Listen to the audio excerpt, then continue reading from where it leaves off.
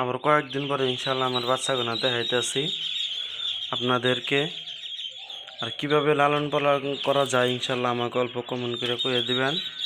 মানে অল্প ঠান্ডার সিজনটা হন অল্প প্রবলেম হয়, তাও আমার বোর্ডিংটা আপনাদেরকে আমি দেখাইতেছি যে আমার বোর্ডিংটা এরকমভাবে করছি।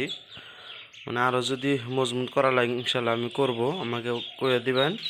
আর কোনো ফার্মার যদি আমার এই ভিডিওটা দেখেন, মানে ইনশাল্লাহ মানে আমার হলো কমেন্ট করে কয়ে দিবেন যে আশাফুল ভাই তুমি এইভাবে করো, তুমি লস খাবা না। কিন্তু ধরেন জারের মধ্যে তো আমার 5 থেকে 6টা মানে মরছেই, 5 থেকে 6 পিস ইনশাল্লাহ মরছে। তথাপিও আমি লাগিয়ে আছি ইনশাল্লাহ। আর আমার জন্য দোয়া করবেন। আর যারা আমার ভিডিওটা ফেসবুকে দেখেন তারা ফলো করবেন, যারা মানে ইউটিউবেতে দেখেন তারা ফলো করবেন ইনশাল্লাহ। আর যারা বাড়িতে বসে আছেন ইনশাল্লাহ কেউ কিছু না কিছু একটা করবেন, তার মানে শরীরটা ভালো লাগবো। মানে একটা মানে ব্রেনটা তার মানে চালু রাখার জন্য, মানে ব্রেনটা স্থায়ী মানে চালু রাখার জন্য মানে কিছু না কিছু বাড়িতে একটা করা লাগে। মানে যত ব্রেনটাকে খাটাবেন তত ব্রেনটা সাবা হবো ইনশাল্লাহ। আর আপনারা আমার জন্য দোয়া করবেন, আমিও আপনাদের জন্য দোয়া করবো ইনশাল্লাহ।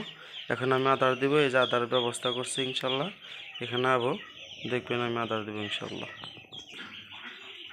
এই যে আমি আদারের ব্যবস্থা করছি ইনশাল্লাহ। আমার জন্য দোয়া করবেন যাতে মানে সকাল সকাল তো বেশি রোদ উঠতে পারে নাই, মানে সারা রাত না খেয়ে থাকে তো তার জন্য অল্প সকালে দিতে হয় না, মানে হাল্লা মানে পুরা শব্দ মানে করে, মানে তাদের খিদা আছে ছোটো বাচ্চা যেরকম আমাদেরও যদি আমরা পয়পুলান হয় মানে রাত্রে কয়বার খেলে কিনা লাগে, মেয়েদেরও খিদা আছে সেজন্য সকাল সকালই দেই। সকাল সকাল দিলে অল্প প্রবলেম হয়, তার মানে যে গা গুনা ভিজা যায় তার জন্য অল্প প্রবলেম হয়, কিন্তু তাও দিতে হয়, উপায় নাই।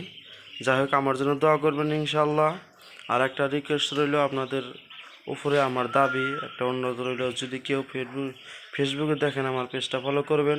আর যদি কেউ ইউটিউবেতে দেখেন প্লিজ আমার চ্যানেলটা সাবস্ক্রাইব করবেন ইনশাল্লাহ। আপনারা ভালো থাকেন আর আমার জন্য দোয়া করবেন ইনশাল্লাহ।